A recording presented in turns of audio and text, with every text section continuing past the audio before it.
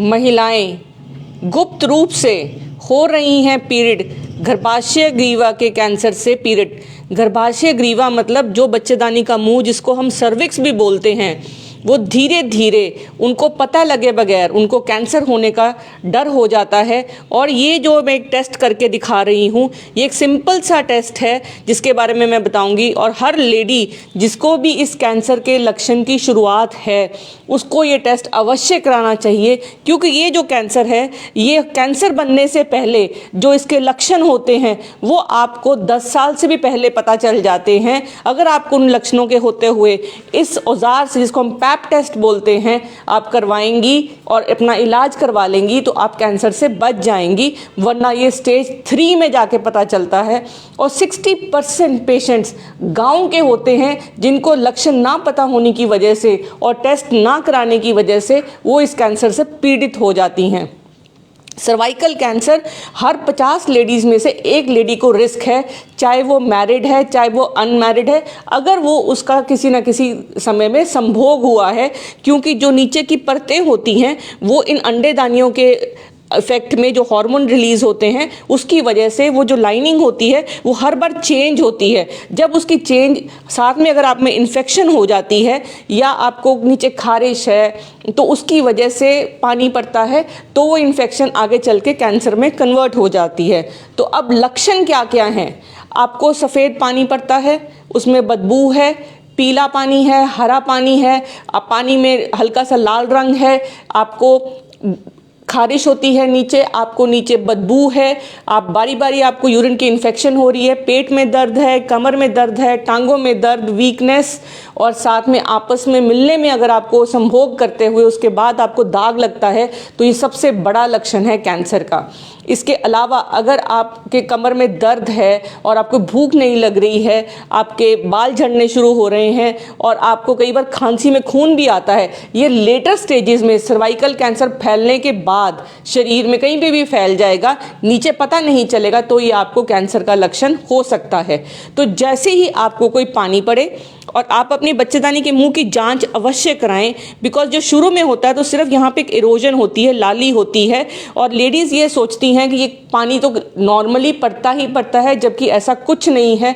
पानी 3 स्टेजेस में नॉर्मल है। जब आपको महीना आने वाला हो, आपको संभोग से पहले, और दूसरी बात है जब दिनों में अंडा बनता है, ना पानी में कोई बदबू होगी, ना खारिश होगी, ना आपको कोई दर्द होगा। अगर इन सिम्टम्स के साथ अगर आपको अलावा पानी पड़ता है तो इसका मतलब अगर उसका इलाज करने के बाद भी वो पानी रहता है तो आप अपना पैप स्मीयर का टेस्ट अपने डॉक्टर को बोल कर करवाइए। आप डॉक्टर के पास अवश्य जाइए। केवल अल्ट्रासाउंड से आपकी इस बीमारी का पता नहीं चलता। बहुत सिंपल बीमारी है, सिर्फ एक छोटे से औजार अंदर डाल के सिर्फ बच्चेदानी को देखा जाता है। ये आधे मिनट का टेस्ट है। ये इससे पानी लिया जाता है इस तरीके से घुमा के बच्चेदानी में, इसमें कोई दर्द नहीं होती है। स्लाइड पे ये सेल स्टडी कर लिए जाते हैं और कैंसर का पता चल जाता है खासकर। और एक जो कैंसर है एक वायरस से कॉज होता है, उसका भी टेस्ट हो जाता है और 10 साल पहले पता चल जाता है कि कैंसर के आपको वायरस बॉडी में है, और अगर वो वायरस है तो आपको अपना निश्चित इलाज कराना चाहिए, नहीं तो ये आगे चल के ना केवल आपको कैंसर दे सकता है बल्कि आपके पार्टनर को भी कैंसर दे सकता है। इसके अलावा एक वैक्सीन भी है जिससे आप अपनी बेटियों को और खुद को भी लगवा सकती हैं। बेटियों को 13-14 साल की उम्र में और लेडीज़ को 40 साल की उम्र से पहले वैक्सीन की अगर आप 3 डोजेज़ लेती हैं, सर्वाइकल कैंसर की जो वैक्सीन है, उससे आप इस कैंसर से बच जाएंगी। वरना स्टेज 3 में मिलता है, जिसमें जब सारा का सारा कैंसर बच्चेदानी के अलावा ये नीचे वाले रास्ते में, साइड पे और दीवार में, और प्लस आपके गुर्दे, किडनी और ब्लैडर, इन सब में फैल जाता है, और तब इलाज बहुत दुखदाई भी होता है और उम्र भी कम हो जाती है। इस संदेश को आप ज़्यादा से ज़्यादा लेडीज़ में आप फैलाएं ताकि वो अपनी जान बचा सकें। ये नॉलेज ही है। और स्क्रीनिंग जिसको हम बोलते हैं, जो पैप स्मीयर का एक टेस्ट है जो हर 5 साल में एक बार या हर 3 साल में एक बार करवाना पड़ता है। और याद रहे, ये कैंसर का रिस्क किन लेडीज़ को है?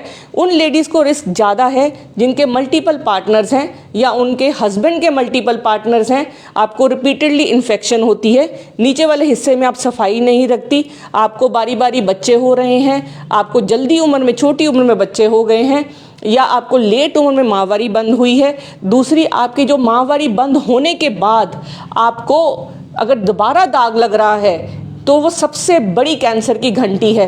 तो बहुत ज़रूरी है, अगर आपको माहवारी बंद होने के बाद, जिस उम्र में 45-40 की उम्र में जब आपको पीरियड्स बंद हो जाते हैं 2 साल के लिए, और उसके बाद अगर आपको दोबारा दाग लगता है तो इमीडिएटली आप डॉक्टर पे जाएं।